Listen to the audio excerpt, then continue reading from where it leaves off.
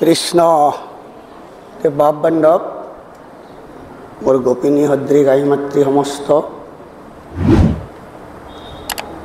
আমি ভাগৱতলৈ আগবাঢ়িম। আপোনালোকে এটি আজ্ঞা দিব লাগে। কৃষ্ণ শ্ৰীমন্ত শংকৰ হৰি ভকতৰ জানা যেন কল্পতৰু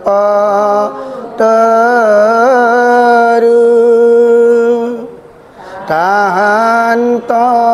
বিনাই নাই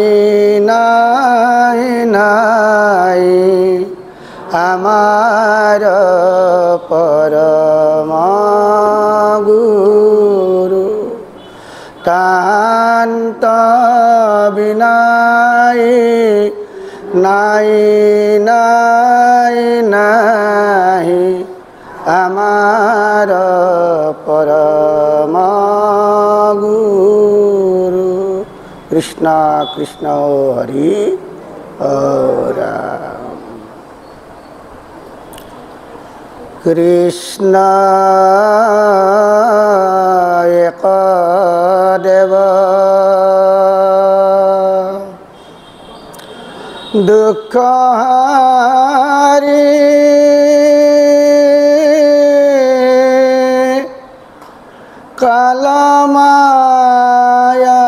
কালমায়াদিৰ অধিকাৰী কৃষ্ণ বিনে শ্ৰেষ্ঠ দেৱ নাই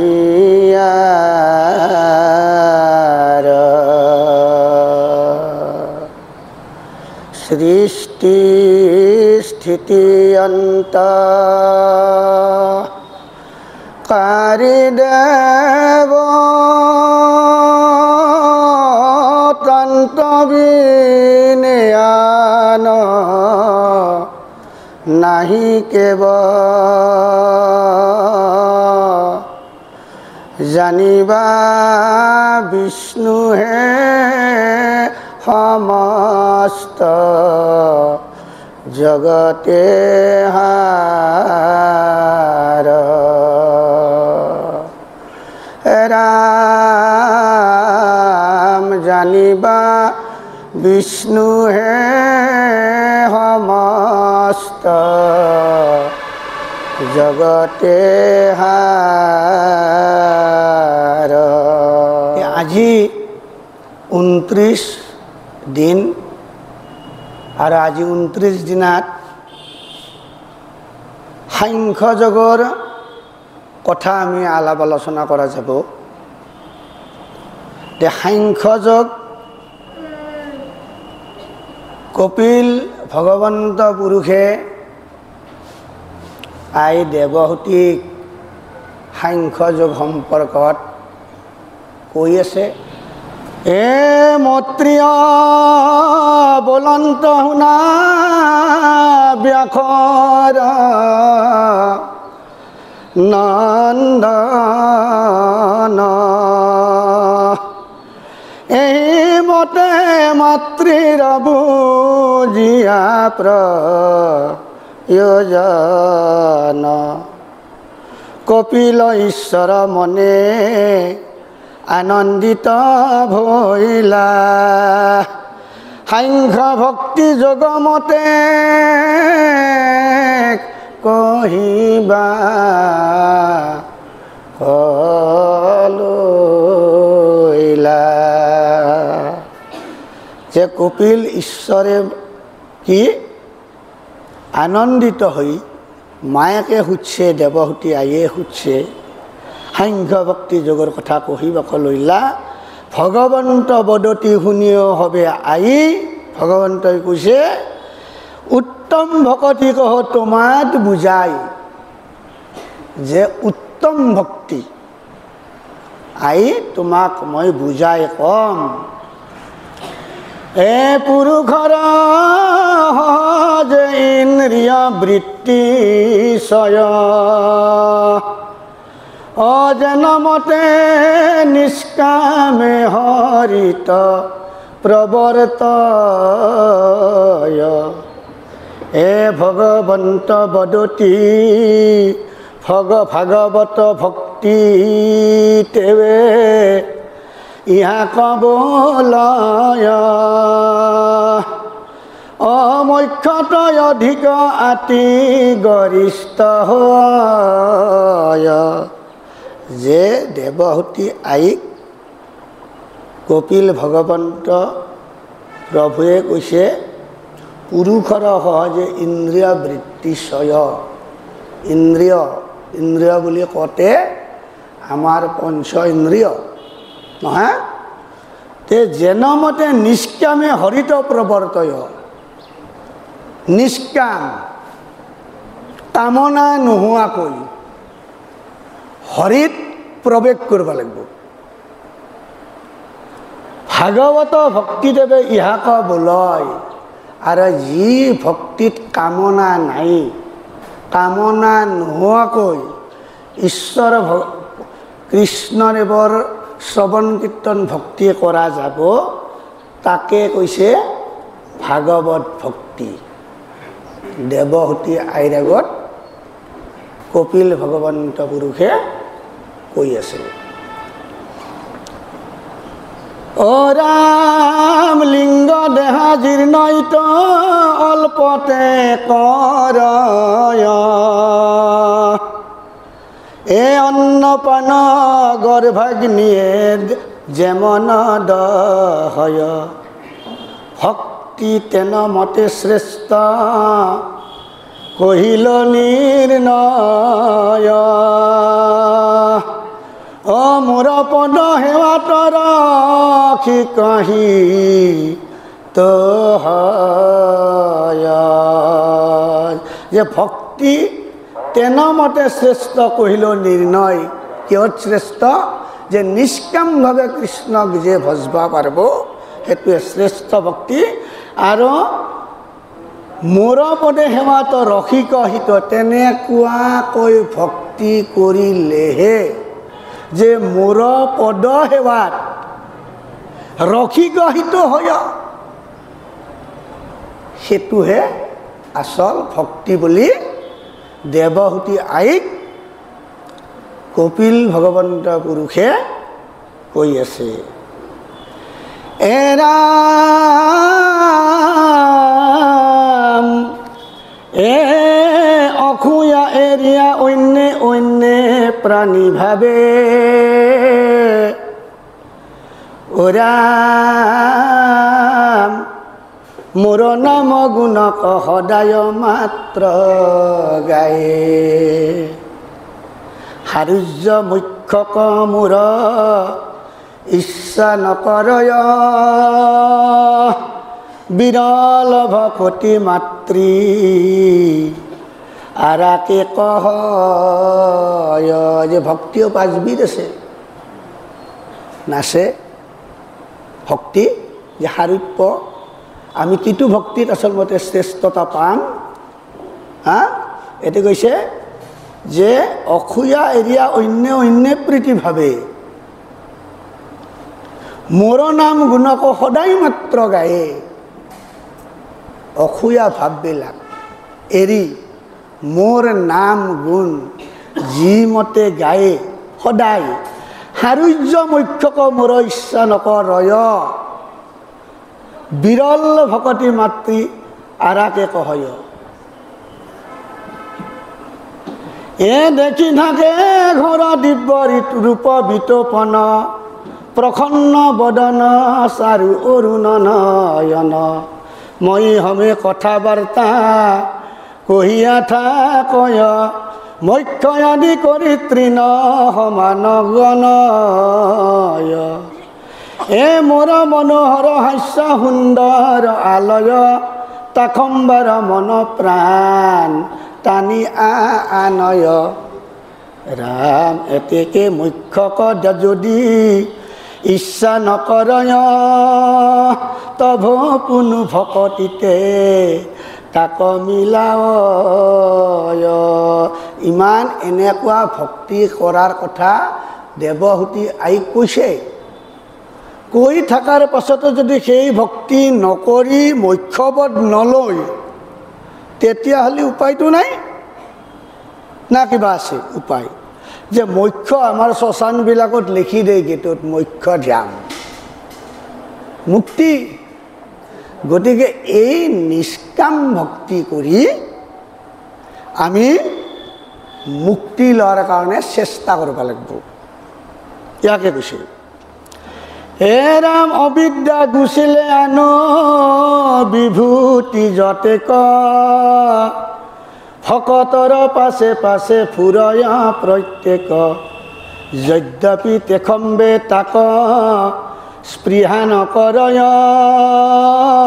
তভ পুনু তাক ভকতিহে মিলায়। স্বৰ্গাদি লোকৰ সম বৈকুণ্ঠ নহয়, এ তাত মোৰ ভক্ত হ'ব আনন্দে থাকয়। যাৰ সৰ্বভাৱে মোক যায়, যাৰা যায় নহয় আছে যাৰা হ'ব লাগে, যাৰ সৰ্বভাৱে মোক ভোজি আশয়, কাল চক্ৰে তাখম্বক নাশ নকৰয়। যিয়ে স্বৰ্গাদি লোকৰ সম বৈকুণ্ঠ নহয়। আমাৰ দুটা স্থান আছে, স্বৰ্গলোক আৰু বৈকুণ্ঠ লোক নহয়। আমি ঘপককৈ বৈকুণ্ঠক লাগি যাব নোৱাৰোঁ। বৈকুণ্ঠ প্ৰাপ্তি হ'ব লাগিলে আমি বহুত পুণ্য কৰিব লাগিব নহয়। বহুত পুণ্য কৰাৰ পাছতহে আমি বৈকুণ্ঠক লাগি যাব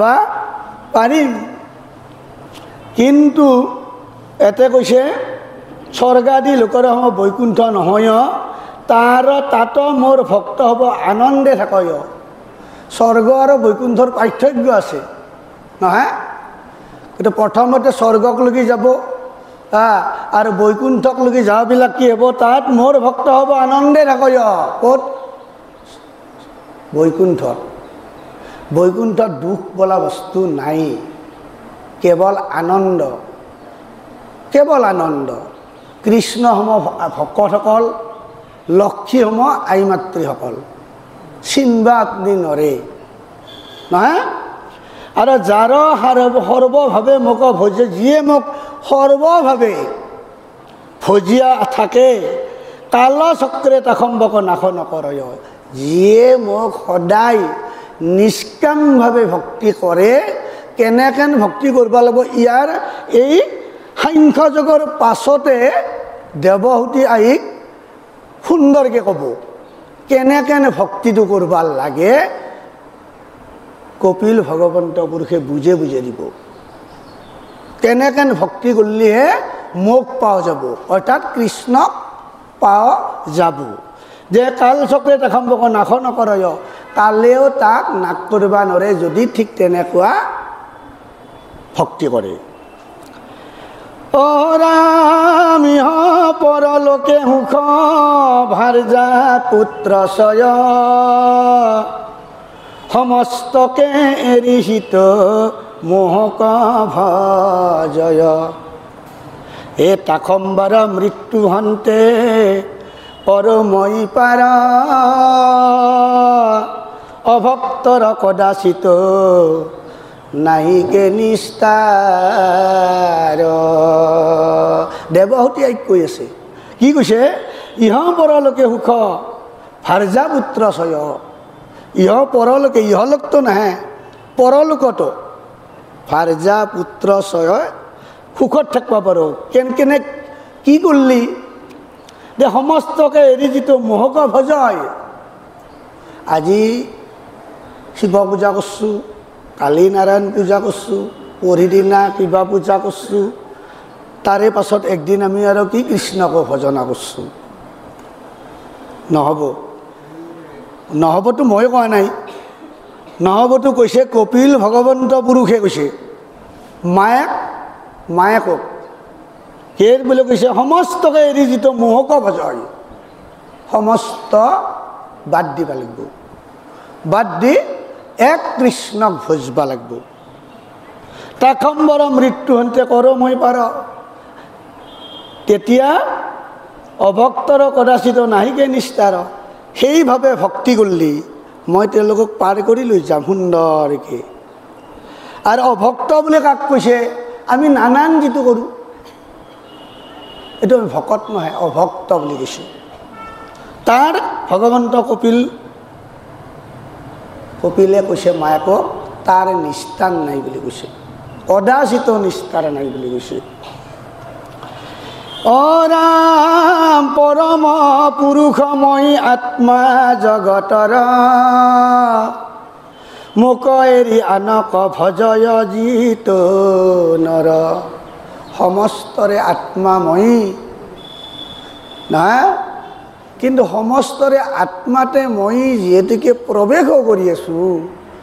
তথাপিও মোক চিনি নাপে যেতিয়া আনক ভজবা যাব পৰম পুৰুষময়ী পৰম পুৰুষ বুলি কয় প্ৰকৃতি আৰু পুৰুষ নহয় প্ৰকৃতি আৰু পুৰুষত আছে জীৱাত্মা আৰু আপোনাৰ প্ৰকৃতিত আছে পৰমাত্মা জীৱাত্মা আৰু পৰমাত্মা প্ৰকৃতি আৰু পুৰুষ নহয় তে এতে কৈছে তাকম্বৰ পুৰুষৰ মই আত্মা জগতৰ মোক এৰি আনক ভজয় জিত নৰ যে মোক যদি বাদ দি আৰু যে আনক ভজবা যায় তেতিয়া কি হ'ব তাহাৰ দুৰ্ঘৰ ভয় হয়ে নিবাৰণ নিকাৰে ভুঞ্জয় হিত অধম দুৰ্জন নিকাৰে ভুঞ্জিব লাগিব কি নিকাৰ ভুঞ্জিব লাগিব প্ৰহ্লাদে বাপেকক কৈছিল এই নিকাৰ শব্দটো কেনেকৈ কৈছিল যে পিতা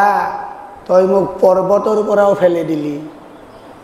তাতো মোৰো একো নাই তই মোক তপত তেলতো ফেলে দিলি তাতো মোৰ একো নাই তই মোক ফুলতো ফেলে দিলি জোঙা ফুলতো ফেলে দিছে সৰ্পে দিয়ে দংশন কৰিব দিছে তাতো মোৰ একো নাই আৰু এইবিলাকৰ মোৰ ভয় নালাগে পিতা কিহত মোৰ ভয় লাগে জানে না বোলে কিহত যে সংসাৰৰ নিকাৰবিলাকে দেখি তাতো এই মোৰ ধাতু উৰি যায় বুলি এটা আমাৰ কীৰ্তন ঘোষাত লাইন কৈছে সংসাৰৰ নিকাৰ এইটো বৰ ডাঙৰ বস্তু আৰু এইটো ভয়ানক বস্তু এই কেনেকৈ আজি আমি ধৰক এতিয়া এই ভাগৱত শুনছোঁ নহয় নেকি এই পুণ্যস্থলীত উপস্থিত হৈ কিন্তু কোনোবাই আৰু বিছনাত আয়ৈ পাপাইকে আটা পাৰি আছে নাচে মেডিকেলখিনিক যাব কাৰ কেনে ৰূপ এই সংসাৰৰ নিকাৰবিলাক দেখা পালি ধাতু উৰি যোৱা কথা নহয় গতিকে নিকাৰে ভুঞ্জয় হিত অধম দুৰ্জন এই এনেকেন যদি মোক এৰি যদি অন্য ধৰ্মক লগি আগবাঢ়ি যায় এই নিকাৰে ভুঞ্জিব লাগিব বুলি কৈছে দেৱহতী আৰু কৈছে অৰা মোক ভয়ে বায়ু সূৰ্য অগ্নি পুৰন্দৰে কালে বৃষ্টি আদি কৰি কৰ্মক আচৰে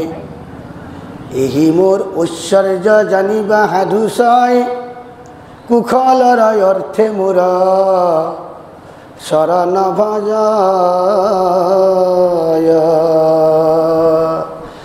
মোক ভয়ে বায়ু সূৰ্য অগ্নি পুৰন্দৰে সময়মতে তেওঁৱে সৃষ্টি কৰিছে নহয় বায়ুকো তেওঁৱে সৃষ্টি কৰিছে অগ্নিকো তেওঁ সৃষ্টি কৰিছে সূৰ্যকো তেওঁৱে সৃষ্টি কৰিছে অনাদি পাতনত আছে সূৰ্য যেতিয়া তেওঁ সৃষ্টি কৰে সূৰ্যৰ চাৰিওপিনে 2800 গ্ৰহ নক্ষত্ৰ তেওঁ সৃষ্টি কৰিছে অনাদি পাতনত কৈছে গতিকে তেওঁৰে যিহেতুকে সৃষ্টি কালে বৃষ্টি আদি কৰি কৰ্মক আচৰে কালে মানে সময় এই মোৰ ঐশ্বৰ্য জানিবা সাধু ছয় কুশলৰ অৰ্থে মোৰ চৰণ ভজয় ৰাম এহি মানে ভক্তি যোগ কহিল তোমাত এ আবে সাংখ্য কহ মা শুনিও সাক্ষাৎ সৃষ্টি কৰিবাক লাগি দেৱ সনাতন লীলায়ে ভৈলন্ত দুই ৰূপতে তীক্ষ্ণ মায়েকক কলা এই মানে ভক্তিযোগ কহিল তোমাৰ আবে সাংখ্য এনে ভক্তিযোগৰ কথা কৈছে এতিয়া সাংখ্য যোগ আবে সাংখ্য কহ মা শুনিও সাক্ষাৎ সাংখ্য যোগৰ কথাখিনি ক'ব সৃষ্টি কৰিবাক লাগি দেৱ সনাতন ভগৱন্ত প্ৰভু কৃষ্ণই সৃষ্টি কৰাৰ কাৰণে মনত হেঁপাহ কৰিছে হা লীলায়ে ভৈলন্ত দুই ৰূপতে তীক্ষ্ণ লীলা কৰি তেওঁ কি ৰূপ ল'লাক জানে প্ৰকৃতি আৰু পুৰুষ এই দুটা ৰূপ ফাৰ্ষ্ট টাইমত লৈছে তেওঁ অ ৰাম প্ৰথমে পুৰুষ ৰূপে মায়াৰ উদৰে পুৰুষ সৃষ্টি কৰলাক মানে মায়া তাৰ লগতে আহিব নাইব অ ৰাম কৰিলন্ত বীৰ্য ধ্যান জগত ঈশ্বৰে ৰাম জন্মাইলন্ত মহামায়া মহত্ত কুমাৰ তাত হন্তে জন্মিল ত্ৰিবিধ অহংকাৰ যে মায়া যেতিয়া আহিল মায়া অহাৰ লগে লগে মায়াৰে মাজত কি আহিল তিনিটা অহংকাৰ এই তিনিটা অহংকাৰ কি এই তিনিটা অহংকাৰ আছে আমাৰ ঈৰ্ষা অসূয়া আৰু দম্ভ আমি দম্ভ মাৰি কিছুমান কথা কওঁ না নকওঁ মোৰ টকা পইচা আছে যে তই নহ'লেও হ'ব মোক দম্ভ অহংকাৰ হা গতিকে লীলায়ে ভৈলন্ত দুই ৰূপতে তীক্ষ্ণ প্ৰথমে পুৰুষৰ ৰূপে মায়াৰ উদৰে কৰিলন্ত বীৰ্যধান জগত ঈশ্বৰে জন্মাইলন্ত মহামায়া মহত্ত কুমাৰ তাত হন্তে জন্মিল ত্ৰিবিধ অহংকাৰ মায়া অহাৰ লগে লগে অহংকাৰৰ উৎপত্তি হ'ল নহয় নাকি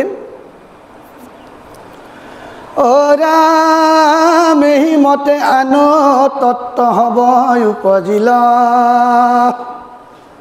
ঈশ্বৰৰ ইচ্ছাত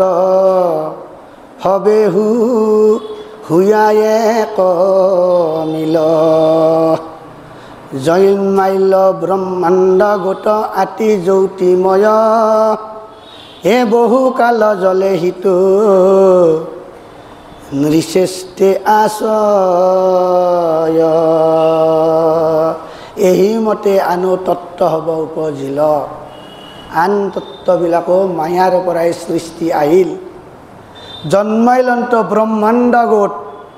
ব্ৰহ্মাণ্ড গোট বলাৰ লগে লগে কি যে আমাৰ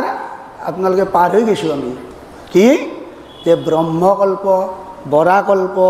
এইবিলাক আমাৰ পাৰ হৈ গৈছে সেইবিলাক সৃষ্টি আহিল সেইবিলাক আহিল এ ৰাম পাছে নাৰায়ণ ৰূপে আতি আত ভগৱন্ত এ ৰাম প্ৰৱেশিলা চতুৰ্দশ শ্লোক কল্পিলন্ত স্থানে স্থানে দেৱ দৈত্য থাপিলন্ত নৰ বিৰাট হৰিৰ ইহা বুলিলা ঈশ্বৰ যে তাৰ পাছত নাৰায়ণ ৰূপে ভগৱন্ত কৃষ্ণই নাৰায়ণ ৰূপ ল'লাক যে নাৰায়ণ ৰূপ লৈ প্ৰৱেশিলা চতুৰ্দশ শ্লোক কল্পিলন্ত থানে থানে দেৱদৈত্য থাপিলন্ত নৰ জাগাই জাগাই য'ত যি দেৱতাকো সৃষ্টি কৰলাক দৈত্যকো সৃষ্টি কৰলাক নৰকো সৃষ্টি কৰলাক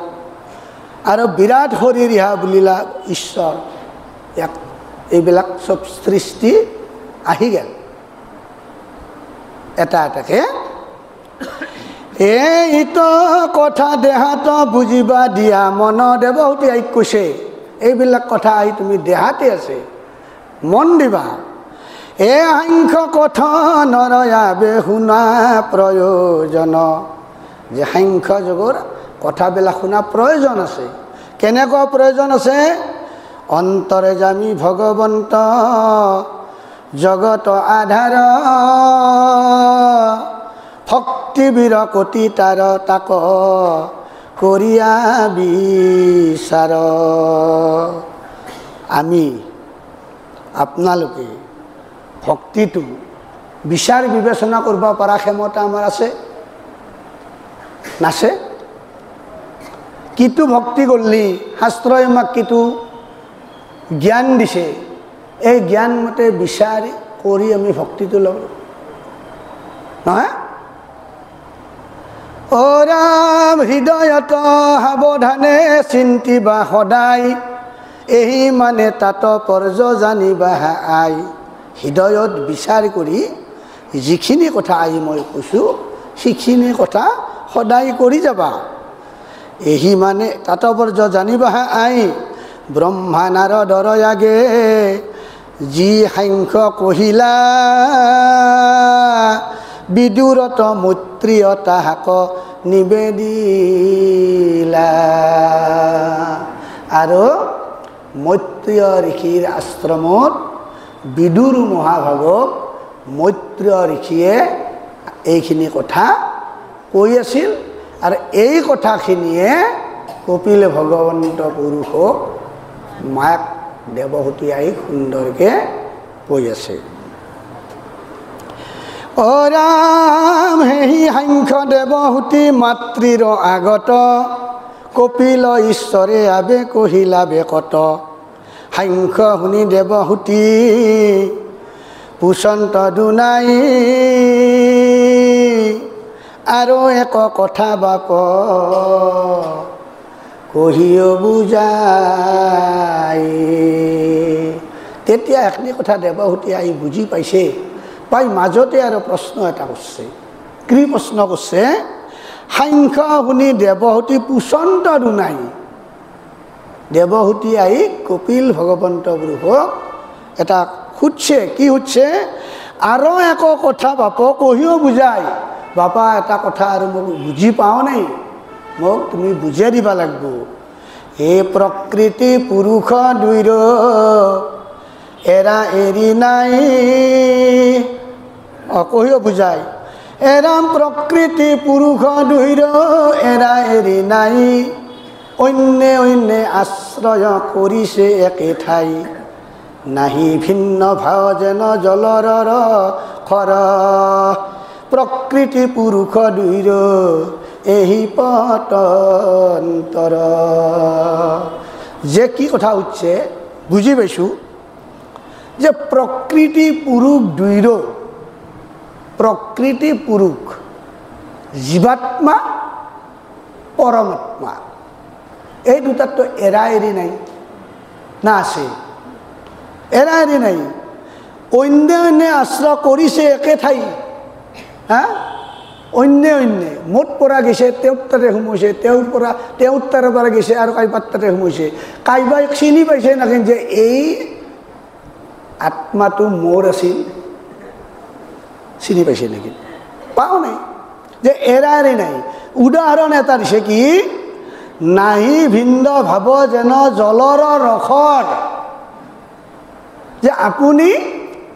এটা পাত্ৰত এক ডাবৰ পানী থৈ দিছে এক ডাবৰ 2 আঙুলমান ঘাটি আছে মই আৰু তাতে যাই এক জগ পানী ঢালি থৈ দিছোঁ মই হৈ ল'ব পাৰিম নেকি বা আপুনি হৈ ল'ব পাৰিম এইখিনি মোৰ পানী আছিল এইখিনি আপোনাৰ পানী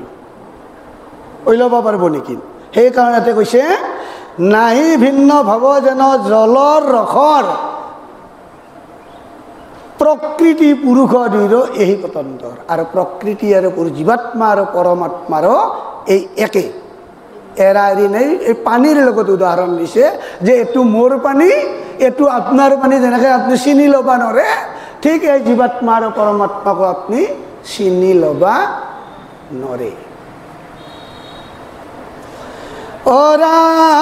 মুক্ত হেন কদাচিত দেখি কোনো জন, তাৰ কোনো সংখ্যাৰ কহয় উৎপন্ন। এতেকে লোকৰ মুখ্য কেন মতে হয়, ইটো মোৰ সংশয় চেদিয় কৃপাময়। আই দেৱহূতি কৈছে এতেকে লোকৰ মুখ্য, কেনেকৈ মুখ্য পদ পোৱা যাব, মুখ্য পদ কেনেকৈ পোৱা যাব, এই কথাটো হে কপিল তুমি মোক বুজে। মুখ্য পদ পাব লাগিলে কি কৰিব লাগিব, কেনেকৈ আমি ঈশ্বৰৰ নাম স্মৰণ কৰিব লাগিব যদি আমি মুখ্য পদ পাব লাগে। কৃপাময়, ইটো মোৰ সংশয় চেদিয় কৃপাময়। কেনেকৈ আমি মুখ্য পদটো পাম? এতিয়া পুৰুষ প্ৰকৃতিৰ বিবেকেৰে মুখ্য নীতি বৰ্ণনা কৰিছে কপিল ভগৱন্ত পুৰুষে দেৱহূতি এইৰেগত। মুখ্য পদ, মুখ্য স্থান আমি কেনেকৈ কি ভক্তিৰ মাধ্যমেৰে আমি মুখ্য স্থান প্ৰাপ্তি হ'ব পাৰিম, এই বৰ্ণনা কৰিছে এতে। অ ৰাম কপিল বদতিয়াবে শুনি অক আই, প্ৰকৃতিৰ সম্বন্ধ মাত্ৰ বন্ধ হেতু নাই, কিন্তু গুণ বৃদ্ধি কৰি আসক্ত হয়, আসক্তি গুচিলে জীৱ মুকুতি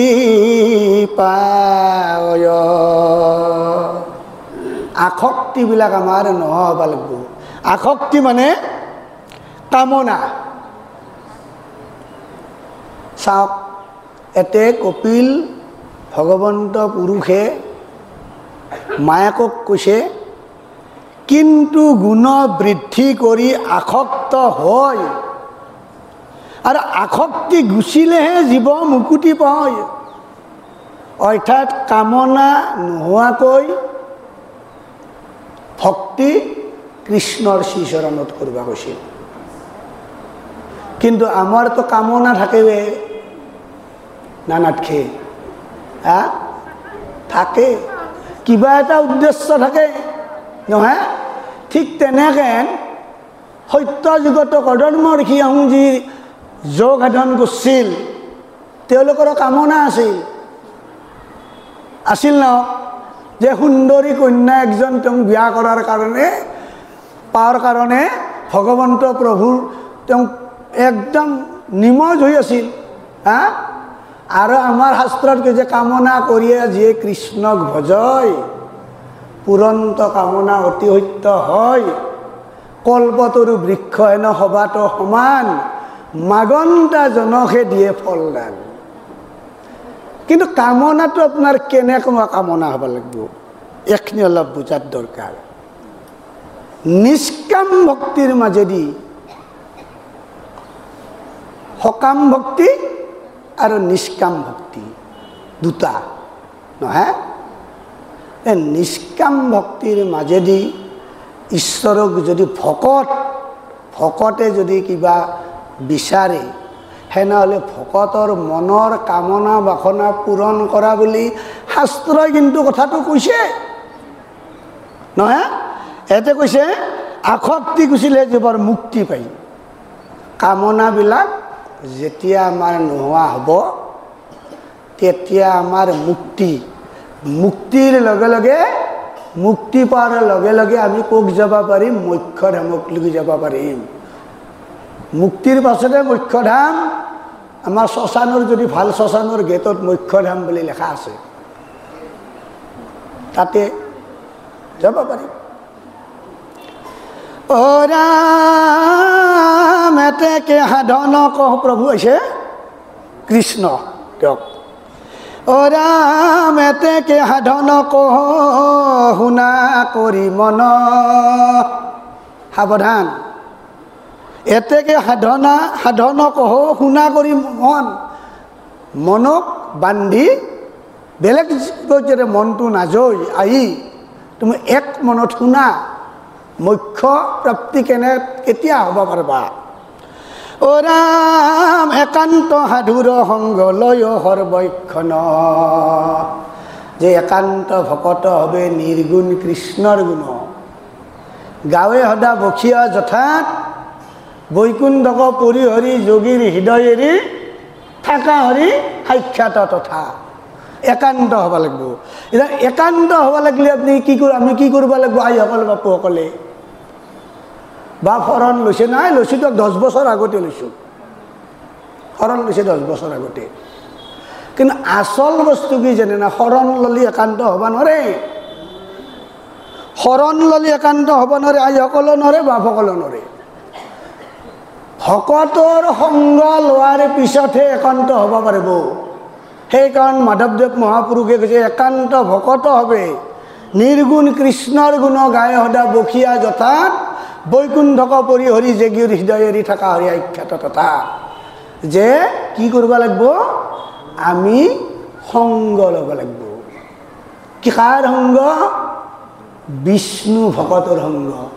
আমাৰ সত্ৰীয়া পদ্ধতিত এই নিয়মটো আছে আমি পহিলতে শৰণ তাৰে পিছত যেতিয়া আমি সত্ৰ নামঘৰক লগি আহিবাৰ ইচ্ছা কৰিম বা আহিম তেতিয়া আমি সংগ ল'ব লাগিব সংগ নললে ধৰ্ম নহয় ধৰ্ম কৰিব পাৰিব আপুনি ধৰ্ম আপোনাৰ স্থিতি নহয় সংগটো লাগিব এই সংগ ল'ব লাগিব তাৰে পাছতহে কি জানে না শৰণ ভকতৰ সংগ লোৱা প্ৰথা আৰু শেষ কালত যে আৰু মোৰ মায়া মোহৰ পৰা মই বাদ দিছোঁ চব মোৰ আশা আকাংক্ষা নাই তেতিয়া ভজনটো টান তাক ৰক্ষা কৰা অলপ টান সেইটো শেষৰ বস্তু তে একান্ত সাধুৰ সংগ লৈব সৰ্বক্ষণে ক্ষণ মোৰ গুণ নাম যিত কীৰ্তন কৰয় চিৰকাল কথা শুনি ভক্তি বঢ়ায় এই ভকতৰ লগত যেতিয়া সংগ লৈ আপুনি হৰি নাম কীৰ্তন কৰিব তেতিয়া আপোনাৰ ভক্তি উপাৰ্জন হ'ব আৰু ভক্তি উপাৰ্জন হৈ ভক্তি আপোনাৰ জমা থাকিব ইয়াতে কৈছে চিৰকাল কথা শুনি কাৰ কথা শুনি কৃষ্ণ কথা শুনি চিৰকাল সদায় কীৰ্তনঘৰ গাইছে সদায় সত্ৰত আহিছে নাম গাইছে শ্ৰৱণ কীৰ্তনত কৰিছে কথা শুনি ভক্তি বঢ়া হয় ভক্তি দিনক দিনে বাঢ়ি যাই থাকিব পাপ ক্ষয় হৈ যাই থাকিব অ ৰাম আনো হব সাধনা কৰিয়া আশ্ৰয় অ মায়া কতৰিয়া তাৰ মোহ কপা অয় মায়া বাদ দিব লাগিব মায়া বাদ দি যেতিয়া ভক্তি কৰা যাব তেতিয়া কাক কৃষ্ণক পোৱা যাব বুলি দেৱহূতি আইৰাগ কপিল ভগৱন্ত প্ৰভুই কৈ আছে ৰাম ভকতি যোগক পূৰ্বে সংক্ষেপে কহিল ইয়াৰ আগত ভক্তি যোগ কালি আমাৰ বৰপেটাৰ দৰ সত্ৰীয়া বাপে পঢ়ছে ভকতি যোগক পূৰ্বে সংক্ষেপকে খুব কমকে কৈছিল সংক্ষেপকে আগত থৈছিল কহিল অবিস্তৰ কৰিয়া পুনু সাংখ্য নিৰূপিল আৰু বহল ভিত্তিত সাংখ্য যুগৰ লগত এখিনি কথা কৈ থৈ দিছে অ ৰাম আৰু শুনা বৈষ্ণৱ অষ্টাংগ যোগ আই যোগ যোগৰ কথা কৈছে অষ্টাংগ যোগ সত্য যুগত ধ্যান যোগ কৰি ধ্যান কৰিছিল নহয় অ ৰাম ঈশ্বৰৰ ধ্যান হমে কহিও বুজাই ঈশ্বৰক কেনেকৈ ধ্যান কৰিব লাগে এইখিনি কথাও আহি মই তোমাক বুজাই দিম অ ৰাম সাধক পুৰুষে আতি কৰি মন বখ প্ৰথমে ধৰিবে মজম নিয়ম দ্বাদশ সাধক পুৰুষে আতি কৰি মন বখ এই যোগ কৰিব লগা হ'লে প্ৰথমতে মনক বান্ধিব লাগিব মনটোক কেনেকৈ বান্ধিব লাগিব ভক্তিৰ যোগেদি নহয়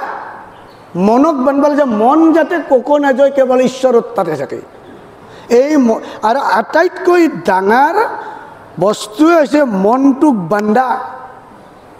নহয় মনে ইথেনে গুৱাহাটীক যাব ইথেনে বম্বে মাদ্ৰাজক যাব বুজিছে গতিকে এই মনটোক বান্ধি সাধক পুৰুষে প্ৰথমতে মন বান্ধি কি উচ্চাৰণ কৰিব প্ৰথমে ধৰিবে যম নিয়ম দ্বাদশ স্কন্ধ ভাগৱতৰ শ্লোক নিয়মত বহি এতিয়া দ্বাদশ স্কন্ধ ভাগৱতৰ শ্লোক কোনটি আমি ডেইলি কম ওম নমো ভাগৱতে বাসুদেৱায় ওম নমো ভাগৱতে বাসুদেৱায় যোগীবিলাকে যেতিয়া কৰিব এই ভগৱন্ত পুৰুষক যেতিয়া ভাৱনা কৰিব এইবিলাক মন্ত্ৰ জপ কৰি কমপ্লিট কৰি থাকিব পবিত্ৰ স্থানত দিব্য আসন পাতিয়া পবিত্ৰ স্থান লাগিব তাতে আসন পাতব ৰাম কৰিবে ক প্ৰণামায় তাহাতে বখিয়া ৰাম বৈকুণ্ঠৰ লীলা ধ্যান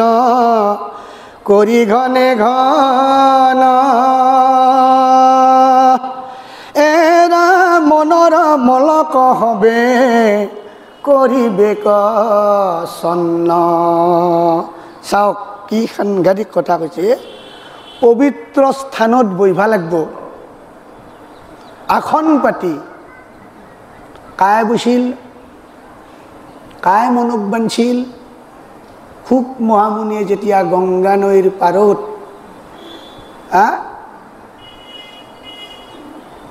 কুবুনৰ আসন পাতি বহিছিল আৰু সমস্ত ঋষি সমাজৰ আগত আছিল ঋষি সমাজক কৈছিল হে ঋষিবৰ মই এনেকুৱা এটা শাপগ্ৰস্ত হৈছোঁ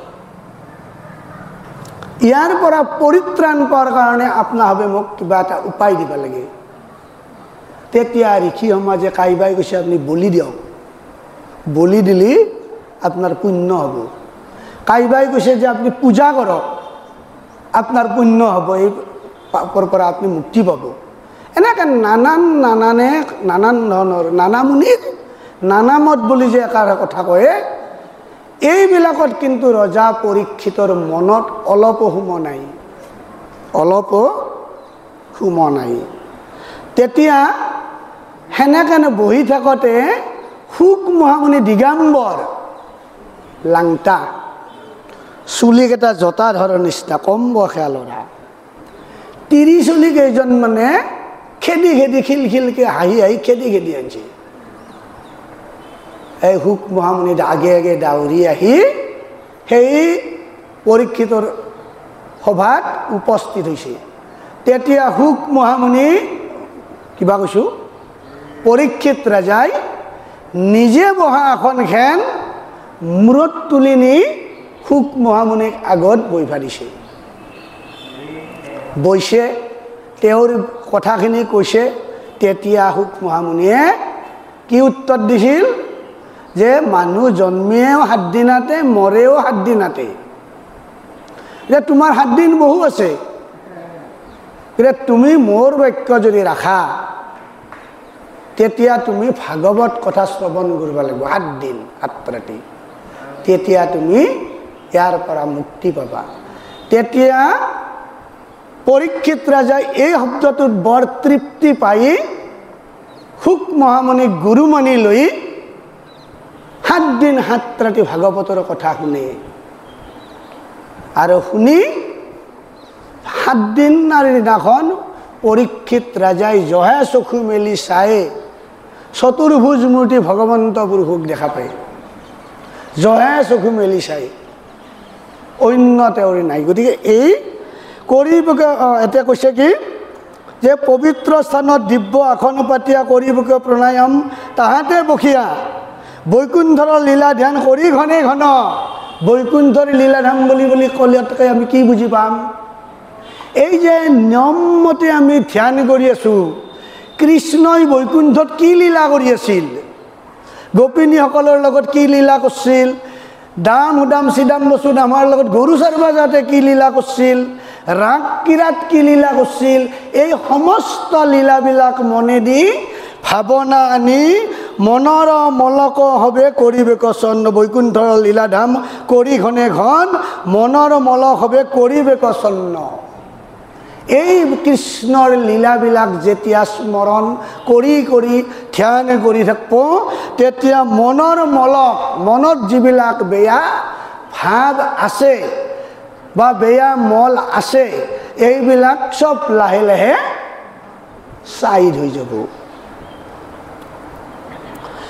অৰা মন যেবে সাধনা, মন যেবে সাৱধান ভৈলে কোৱা সিয়া। মন সাৱধান হ'ব লাগিব, নহয় নেকি? ভক্তি কৰিব লাগিলি মনক আগতে বান্ধিব লাগিব। মন সাৱধান, যাতে হে মন অন্যক যাতে নাযাওঁ,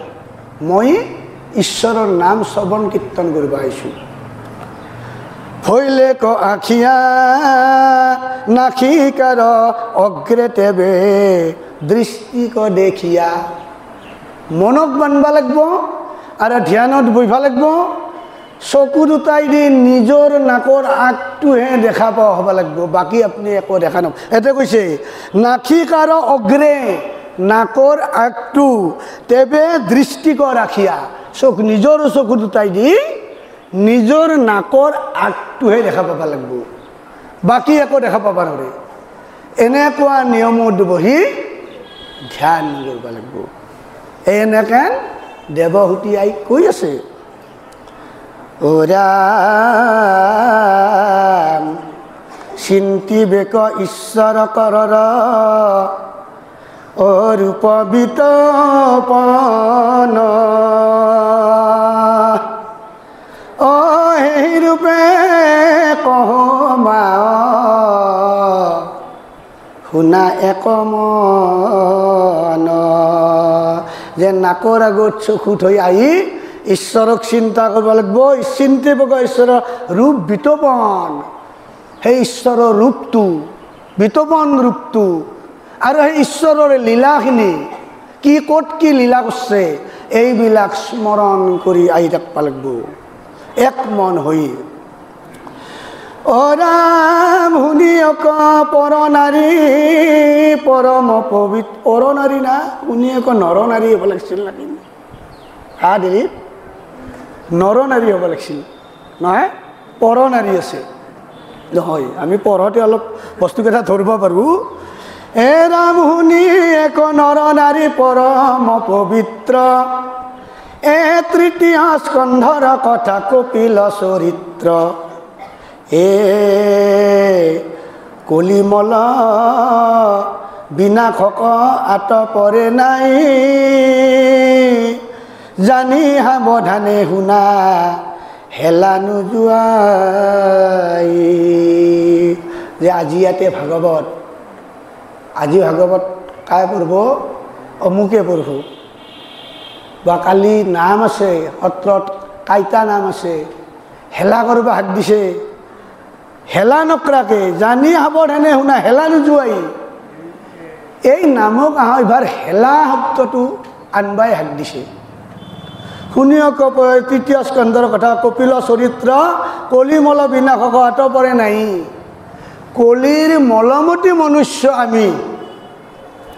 আমি একজন এনে পুৰুষ আইসকল নাই যে মই ধোৱা তুলসীৰ পাত। আমি খোজতে পাপ কৰি আছোঁ, অজস্ৰ পাপ কৰি আছোঁ, কিন্তু আমাক ভাগৱতে এটা উপদেশ দিছে, আৰু আমি নিৰন্তৰ কৃষ্ণ নাম আমাক স্মৰণ কৰিব, কৃষ্ণক স্মৰণ কৰিব নিৰন্তৰ, মানে সদায় মুখেৰে। ওৱাটো যেনেকৈ আমি কৰি আছোঁ, সেই ওৱাৰে মাজত ৰাম কৃষ্ণ নাৰায়ণ, বহুত পাপ ক্ষয় যেন। পাপ হৈও থাকিব, পাপ ক্ষয় হৈ যাব থাকিব। অৱশেষত যেতিয়া মৃত্যু হ'ব, সৰল কৰা গণিতৰ নিচিনা যোগ বিয়োগ হ'ব। চিত্ৰগুপ্তত তাতে খাতাত লেখা আছে নহয়, কিমান পাপ কৰা গেল, কিমান পুণ্য কৰা গেল। যোগ বিয়োগ সৰল কৰা গণিতত আমি পাইছিলোঁ। কৰি কৰি কৰি কৰি যাই যাই যাই যোগকেইটা একলা কৰিব লাগিব, বিয়োগকেইটা একলা কৰিব লাগিব। যে ইমান যোগ হ'ল, ইমান বিয়োগ হ'ল। যোগৰ পৰা বিয়োগ বাদ দিলি যোগ ইমান থাকে। যদি পুণ্য যদি আপোনাৰ ঘৰত থাকে, যোগত থাকে, সেনেহ'লে আপুনি বৈকুণ্ঠ পাব। আৰু যদি যোগটো নাথাকি মাইনাছটো বিয়োগটো থাকে, নাপায় নহয়। জানি আহাবৰণে হেলা, গতিকে নামক হেলা কৰিব হাক দিছে। আনন্দ কৰিয়া যি হৰি গুণ গায়, ভৱ হিন্দু তাৰিয়া হৰি গতে পায়। নামক হেলা কৰিব হাক দিছে, আৰু নামক আহিলে আনন্দ মনে আহিবা দিছে, আৰু আনন্দ কৰি হৰিনাম শ্ৰৱণ কীৰ্তন কৰিব কৈছে। এইটো ভাগৱতৰ উপদেশ। মাধৱদেৱৰ নামঘোষাত তাকে কৈছে। অ ৰাম জয় জয় কপিল স্বৰূপ কৃপাময়, এ ভকতি বিৰক্তি জিত কৰিলা উদয়। মোৰ সৰ্বক্ষণে তজু পদে হৌকৰতি, অ এই কৃপা কৰা বাপ অগতিৰাগতি।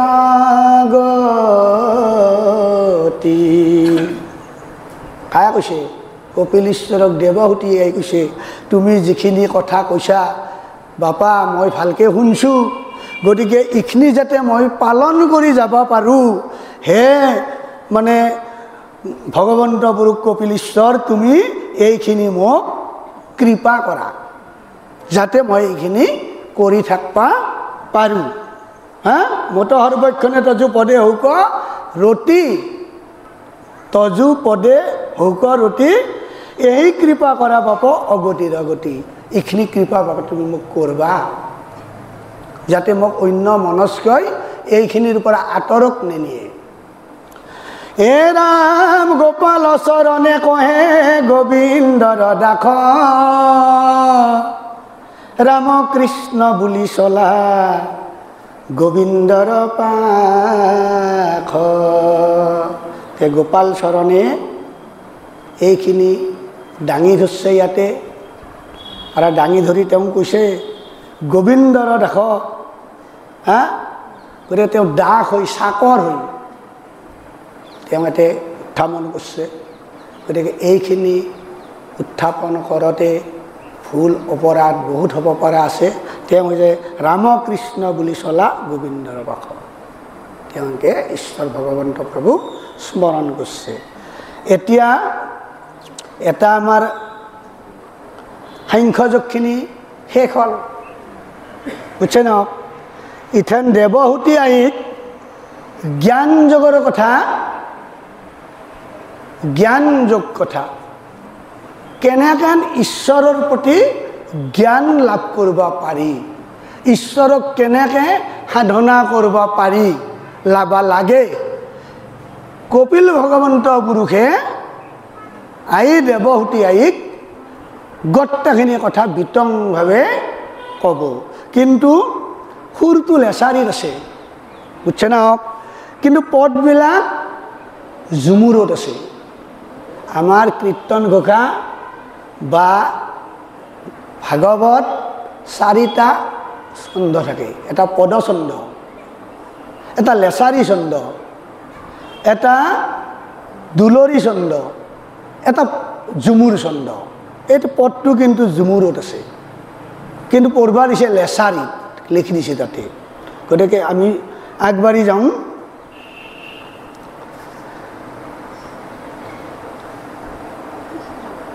জগতৰ নাথ মহাহৰি, চিন্তিবে তাক যত্ন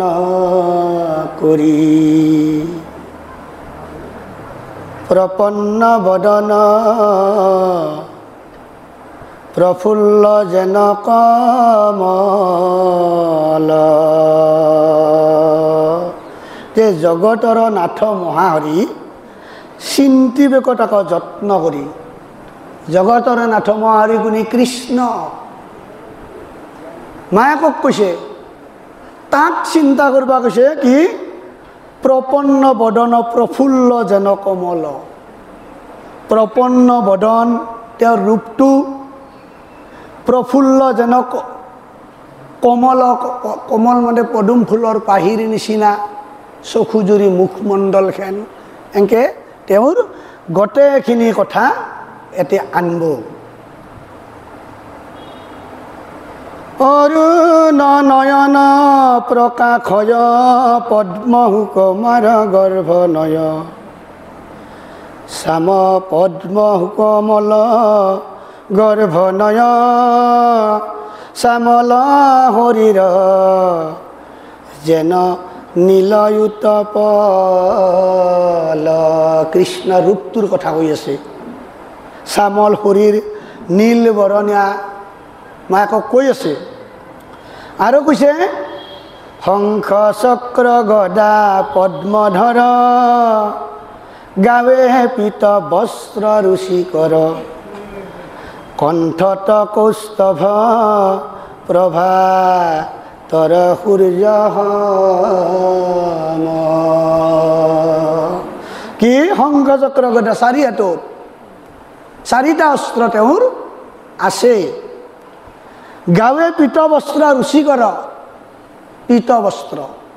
ৰুচিকৰ। পীত বস্ত্ৰ বুলি কোৱাৰ লগে লগে আমি গাঁও থিয় নাম পীত ধুতি কটি, কাচনি কাচিয়া আগ পাছ লাগি চাই, এ বালকেৰ ভাও দেখায়া কানাই, গোপীৰ মন ভুলাৱে। পীত বস্ত্ৰ বুলি কোৱাৰ লগে লগে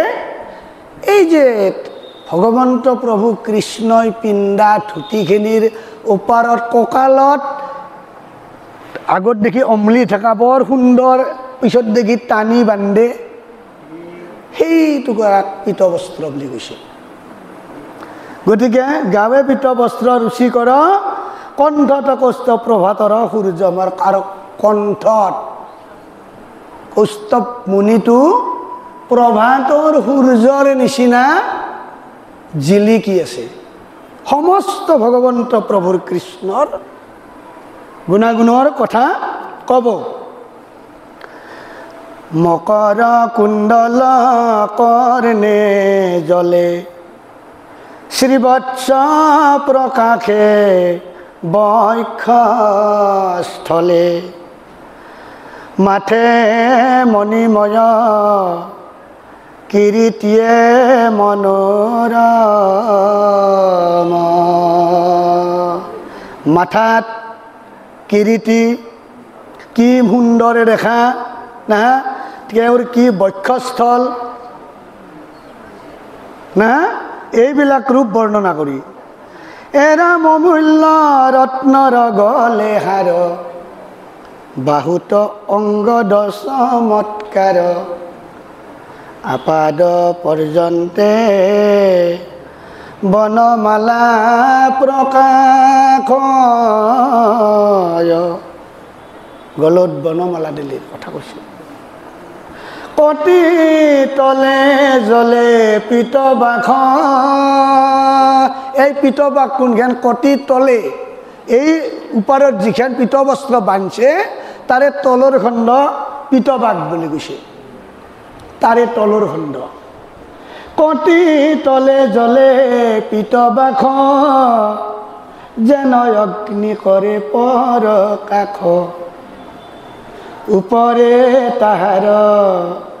মেখলা আতি হোমায়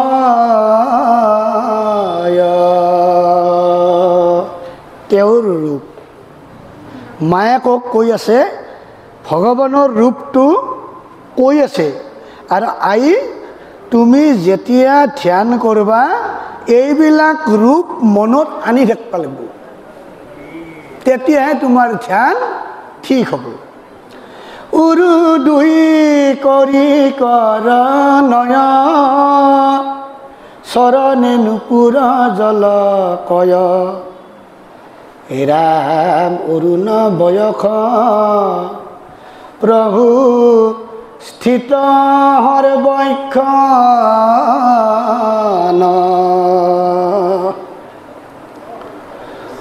পৰম সমস্তে লোকৰ মহেশ্বৰ দেখিবাক লাগি আতি ৰুচি কৰ মন নয়ন হৰিষ কৰা বৰদান ভিত্ত অনুগ্ৰহে বগ্ৰ চিত্ত হৰিপদে আশা প্ৰতিনীত হেন ঈশ্বৰক অচিন্তি বেক সৰ্বক্ষণ এইহেন ৰূপৱান এই ৰূপৰ কৃষ্ণজনক এইহেন ৰূপৰ ভগৱানক হে আই দেৱহূতি তুমি সদায় চিন্তা কৰবা সৰ্বক্ষণে সদায় সদায় আৰু এই কৃষ্ণই কি কৰি থাকে এখনে বহি সুতি থাকা হৰি কেতিয়াবা তেওঁ শুই থাকে মায়াকক কৈছে এখনে বেৰাৱন্ত লীলা কৰি আৰু কেতিয়াবা গকুলৰ গোপিনীৰ লগত লীলা কৰি থাকে গকুলৰ গোপিনীবিলাকৰ লগত লীলাৰ মাধ্যমত থাকে হেনয় ভাৱনা কৰি বেক আবে মনে এই লীলা কৰা কৃষ্ণই শুই কেনেকৈ নাচে এই ভাৱনাবিলাক আই মনত আনি কৃষ্ণক স্মৰণ কৰিব লাগিব মই আইসকল বাপুসকল মই বাহিৰা কথা অনা নাই দিয়ক যিখিনি আধ্যাত্মত চলি থাকে সেইখিনি কথাই মই বেছিকৈ আনিছোঁ তাৰে মাজত দুটা এটা অলপ নামঘোষাৰ আনিছোঁ সমস্তে চিন্তিয় এহি নৰ নয় পাছে এক এক অংগ ছয় এই ভাৱনাখিনি আনি হে আই দেৱহূতি এই ভাৱনাখিনি ফাৰ্ষ্ট টাইম আনিব লাগিব লীলা কৰি থকা শুই থকা তেওঁৰ শংখ চক্ৰ গদা পদ্মচাৰী হাতত থকা গলত কৌস্তৱ মণি থকা মূৰত কিৰি দি থকা বক্ষস্থল কঁকালৰ পীতবস্ত্ৰ পীত বাঘ কঁকালৰ তলৰ ধুতিখিনিত পীত বাঘ বুলি কৈছে এই গোটেইখিনি চিন্তা কৰাৰ পাছত কি কৰিব দিছে সমস্ত চিন্তিয় এহি নয় পাছে এক এক অংগ ছয় ৰাম চিন্তিবে হৃদিত কৰিয়া মন নিশ্চয় কি চিন্তিবে হৃদিত কৰিয়া মন নিশ্চিত সেই ভাৱনাখিনি আনাৰ পিছত কি এক এক অংগ ছয় এটা এটাকে ক'ৰ পৰা চৰণৰ পৰা তেওঁৰ চৰণ দুখন কি সুন্দৰ এৰাম চৰণ পংকজ তাপহাৰী শোভে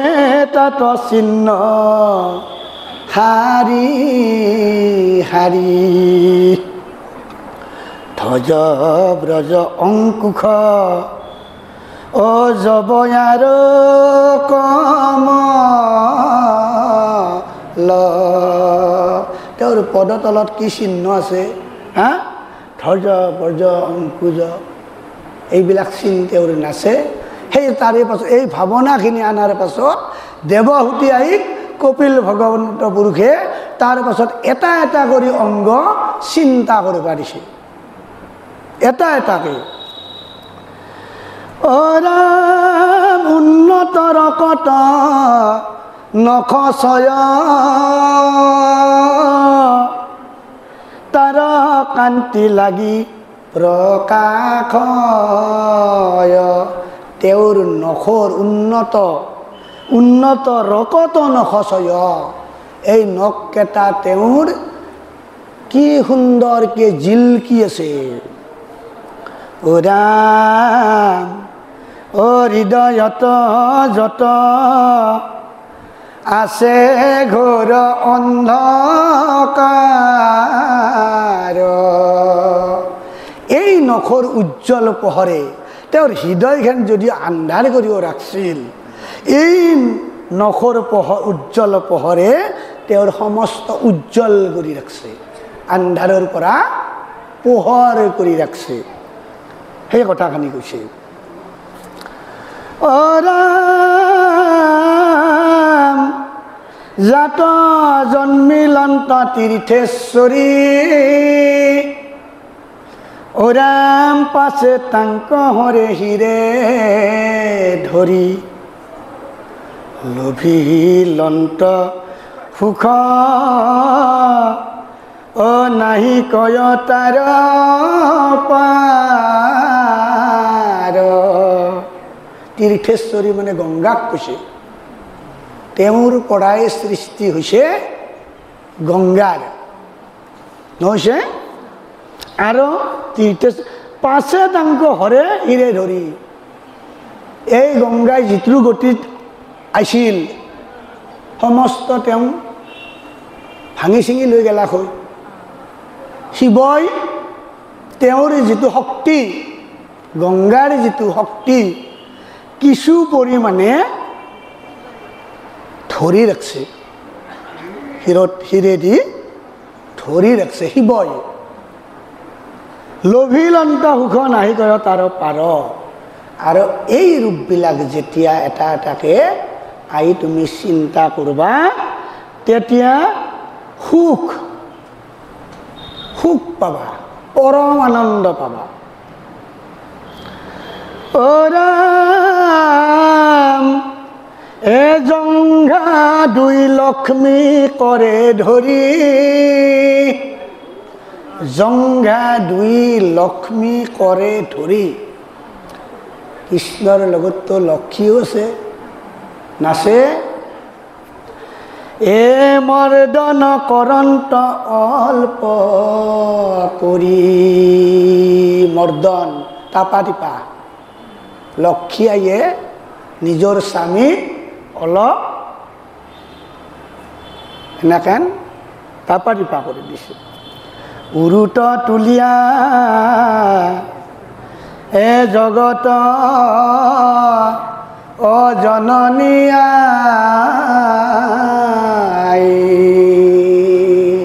লক্ষ্মী আই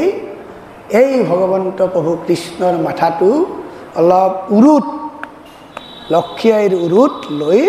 অলপ পাহা পিহা কৰি দি আছে কিমান এটা সুন্দৰ মানে কি মনোমোহা দৃশ্য যদি হৃদয়ঙ্গম কৰি মনে দি ভাবা যায় আৰু সেই ভাৱনাখিনিয়ে দেৱহূতি আইক কপিল ভগৱন্ত পুৰুষে আনবা গৈছে এ অতসী পুষ্পৰ পাখি নয় বলয় আশ্ৰয় উৰু দুই ৰাম অ গৰুৰৰ স্কন্ধে প্ৰবন্ধে আতি হুৱাই এতে কৈছে আতসী পুষ্প আইসকল বাপসকল তে আতসী পুষ্প বুলি কোৱাৰ লগে লগে মই আৰু এবিধ ফুল বুলিয়ে ক'ব লাগিব মই কোনবিধ ফুল বিচাৰি নাপালোঁ এটা নাম আতসী পুষ্প যাৰ কৃষ্ণ আৰু লক্ষী আইৰ তাতে আছে পাখি নয় জানে সেই ফুলৰ গণটো যেনে এটা মই সেইকাৰণে এটা কৈছোঁ যে আতসী পুষ্প মানে মই এবিধ ফুল বুলি কৈছোঁ আৰু আতসী পুষ্প পাখি নয় বলয় আশ্ৰয় উৰু দুই গৰুৰ ৰসকন্ধে প্ৰবন্ধে আতি খুৱাই আতক এবিধ ফুল আৰু সেই লক্ষী আই যে উৰুত ধাপিয়া জগত জননী আহি আতকি মানে পিহি দিয়ে মাথাটো পিহি দি আছে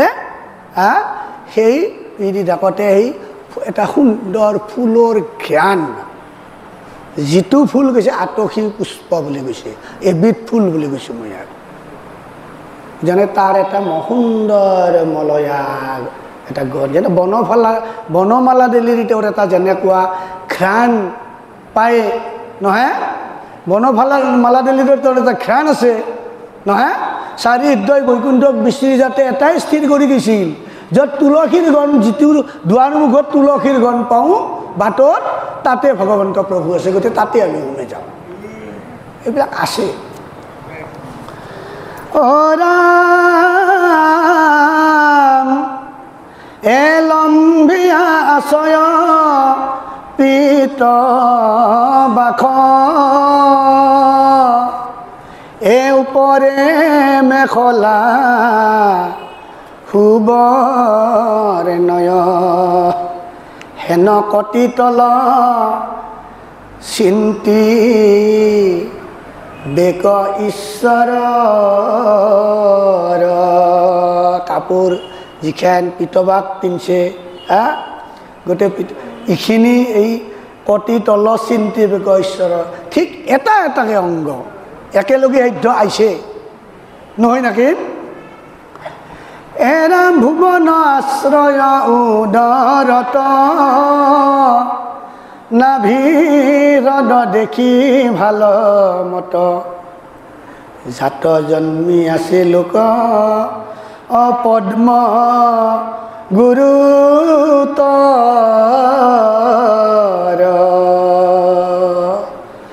যে ভগৱন্ত প্ৰভু ঈশ্বৰৰ নাভিৰ পৰা ব্ৰহ্মাৰ জন্ম নহয় আৰু পদুম ফুল যেতিয়া ফুলব পাহিবিলাক গোটেই আমাৰ এনেহেন হৈ থাকিব নহয় নাকি এনে নহ'ব পাখিবিলাক এনেকৈ থাকিব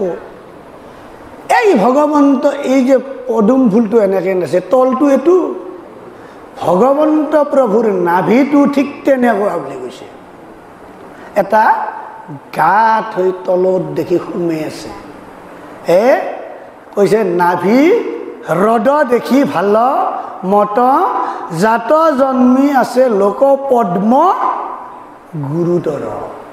ঠিক তেনেকুৱা এটা গাঁতাৰ নিচিনা মৰ কত মণি পতন্তৰ স্তন দুই আতি মনোহৰ হাৰৰ ক্ৰান্তিয়ে অশ্বেত বৰ্ণ প্ৰকাশ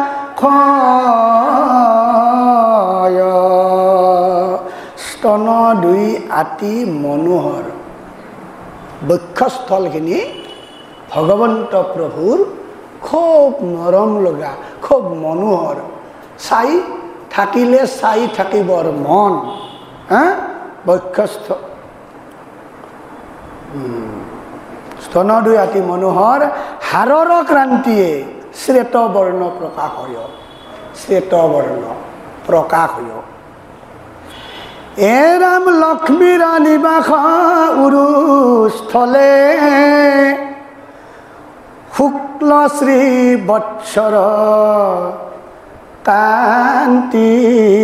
জলে ৰাম ৰাম কণ্ঠৰ কান্তিয়ে কৌস্তভ কবি ৰাজয়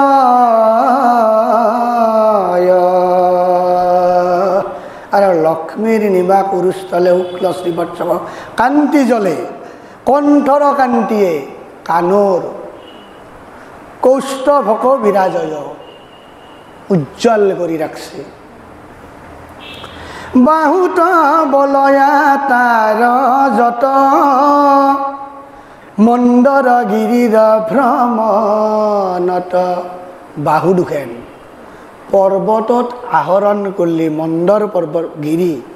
মন্দৰ গিৰিৰ বুলি কৈছে আমাৰ মন্দৰ পৰ্বত মন্দধাৰী বন্ধু মন্দৰধাৰী গতিমতী তুমি মুৰাৰী নহয় ঠিক তেওঁৰ বাহুৰ লগত তুলনা কৰি কৈছে ভগৱন্ত প্ৰভুৰ এই বাহু দুখেন মন্দধাৰী পৰ্বতৰ লগত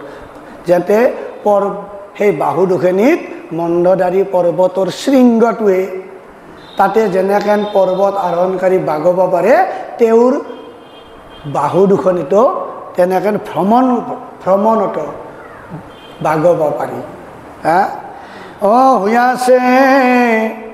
সুখা জলে আতি জাতি স্কাৰ কি সুন্দৰ দেখি বক্ষস্থল বাহু দুখেন কি সুন্দৰ এই ৰূপবিলাক মায়াকক মানে কৈ আছে মানে কি মায়াকে তেনেকুৱা কৰিবাৰ কাৰণে কৈ আছে মায়াকে তেনেকুৱা কৰিব দেৱহূতি কৰ তলে চক্ৰ ধৰিলন্ত বৈৰত দমন যৌতি মত্ত হাজাৰে কখৰ অ সম তীক্ষ্ণতাৰ ধাৰ তেওঁৰ যিটো শংখ চক্ৰ এই চক্ৰটো তেওঁ যেতিয়া কৰ তলে চক্ৰ ধৰি লন্ত বৈৰতা দমন বৈৰী অৰ্থাৎ শত্ৰুবিলাকে ভয় কৰে যৌতিময় চক্ৰটো দেখা পাই আৰু হাজাৰ এক খৰম তীক্ষ্ণ তাৰ ধাৰ এই চক্ৰটোৰ কিমানমান ধাৰ আছে য'ত তাক নিক্ষেপ কৰে সেই বস্তুটোৱে তেওঁ কাটি ছেদন কৰে মায়াকক কৈ আছে চাওক আউৰ হাতে দিব্য শুক্ল শংখ যাৰ নাদে বৈৰ লাগি শংক হে পদ্মৰ উপৰে অ ৰাজহংস যেন জলে আউৰ হাতে দিব্য শুক্ল শংখ এখন হাতত শংখ বাজয় এখন হাতে দি আমিও নাবাজং ন দেউলত বাজং নাবাজং আৰু যাৰ নাদে বৈৰ লাগি শংখ সেই শংখটোৰ শব্দত শংখটোৰ ধ্বনি শুনি শত্ৰুবিলাকে ভয়ে কৰে অ বাপৰে বাপ কৃষ্ণৰ শংখ বাজিছে তাকে যাবা নৰা ভয় লাগে বা নৰা শংখ মানে ভয় লগা আৰু পদ্মৰ ওপৰে যেন শংখ যেন জ্বলে পদ্মৰ ওপৰে ৰাজহংস শংখ নে ৰাজহংস চৰে উদাহৰণ দিছে এটি শত্ৰুৰ শোণিত লাগি সদায় শত্ৰুবিলাকে এইবিলাক শব্দ শুনি শংখৰ শব্দ শুনছে ভয়ংকৰ দেখি মহাগদা আৰু এখন হাতত আৰু প্ৰকাণ্ড গদাটো আছে ভয়ংকৰ গদা শত্ৰুবিলাকে দেখছে বাপৰে বাপ এই গদাটো মূৰত ফেলে দিলি আমি চেপ্তা হৈ যাম কিন্তু তেওঁ ভগৱন্ত প্ৰভু কৃষ্ণই সেই গদাটো খুব আনন্দ মনে তেওঁ লৈ আছে তেওঁৰ যেন একো ওজনে নাই নহয় নাকি গদা এৰাম তাংক ভগৱন্তে এ ধৰি আছা কৌতুহলে আনন্দ কৰি যে তেওঁৰ ওজনে নাই তেওঁ কি সুন্দৰকৈ লৈ আছে কিন্তু শত্ৰুবিলাকে দেখিছে বাপ্পাৰে ইমান ডাঙৰ গদা য'ত কোব এটা মাৰে সিকে ফেষ্টা হৈ যাব লাগিব ভয় কৰিছে এ মধু কৰে বেৰি গুঞ্জৰয় গলে বন মালা প্ৰকাশ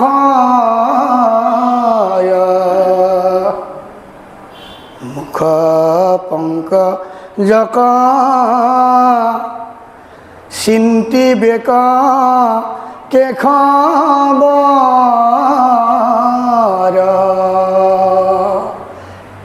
কি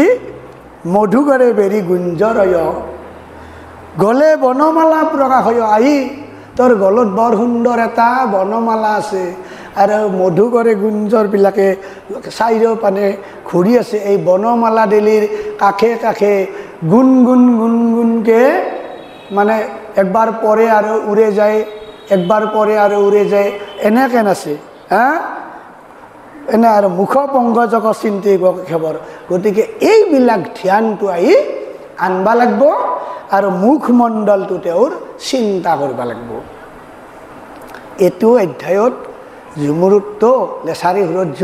মানে ঝুমুৰ আছে এতে অন্য নাই বাপসকল আইসকল কেৱল কৃষ্ণৰ ৰূপটোৰ কথা কৃষ্ণৰ ৰূপ আৰু পৃথক পৃথককৈ চৰণৰ পৰা কিৰীটিক লগি এইখিনি কথা কৈছে দেৱহূতি আইৰ আগত যাতে দেৱহূতি আইয়ে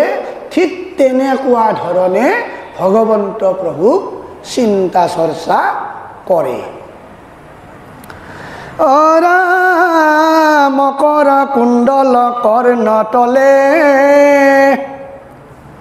কপালে অলকা কান্তি জলে উন্নত নাখিকা অতিল ফুল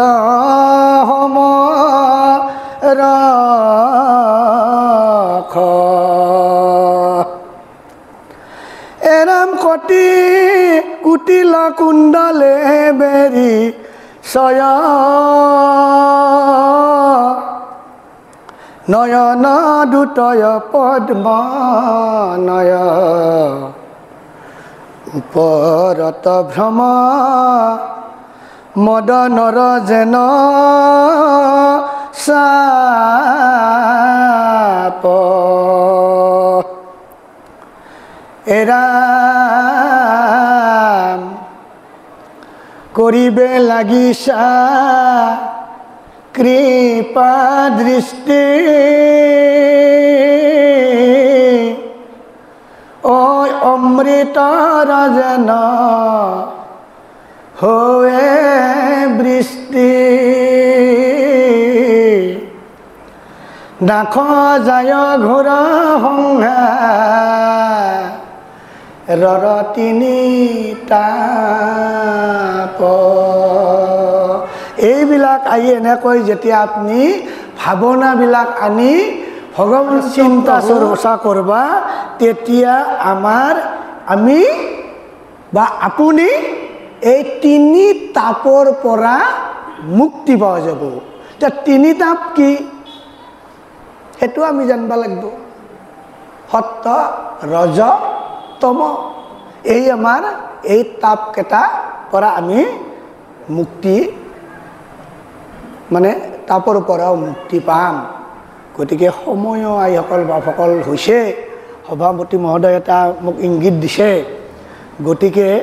আমি অলপ আছিল আৰু গতিকে এইখিনি নাযাওঁ বহুত আছে লাষ্টৰখিনি আমি অলপমান গুণগুণে দিছোঁ অৰাম নাহি কয়াত কৰ্ম আখ জানি সাধু সংগে কৰা বাস। চাওক কপিল ভগৱন্ত পুৰুষেও মায়েকক সাধু সংগৰহে লগ হ'ব দিছে, সাধু সংগৰ লগতহে থাকবা দিছে। ৰাম প্ৰযত্ন কৰিয়া ধৰা গোবিন্দৰ নাম, গোবিন্দৰ নাম যত্ন কৰি হৰিবল হৰিবল কৰিয়া মন স্থিৰ এতেকে মুক্তি পাইবা আছে নহয়। এ কৃষ্ণৰ দাসৰ দাস নিজ গোপাল চৰণ কহে দ্বিজ, যত নৰ নাৰী সুখী অক ৰাম ৰাম হৰি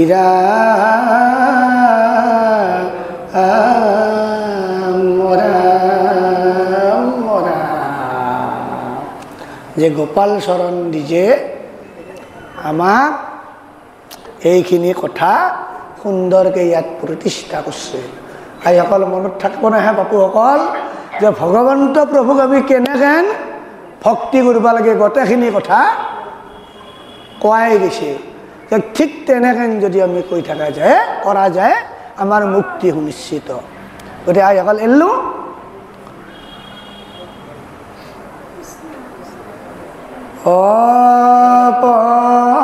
অপৰাধ বিনাশন তজু নাম নাৰায়ণ, জানি নামে পখিল হৰণে, আনগতি নাহিকে মৰণে, অপৰাধ ক্ষমা কৰি তুমি দয়াশীল হৰি, মোক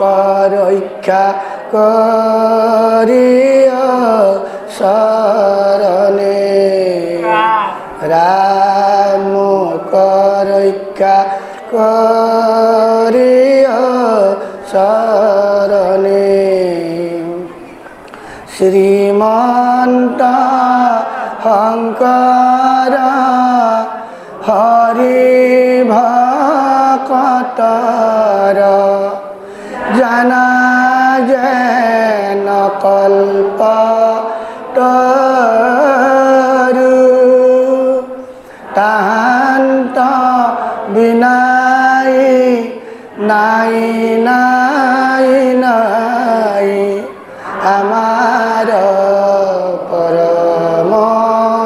গুৰু, তাহান্ত বিনাই নাই নাই নাই আমাৰ পৰম গুৰু। জয় কৃষ্ণক চিন্তি হৰিবল হৰিবল হৰিবল, আৰু বাৰ হৰিবল হৰিবল হৰিবল। কৃষ্ণ গুৰু মাধৱ।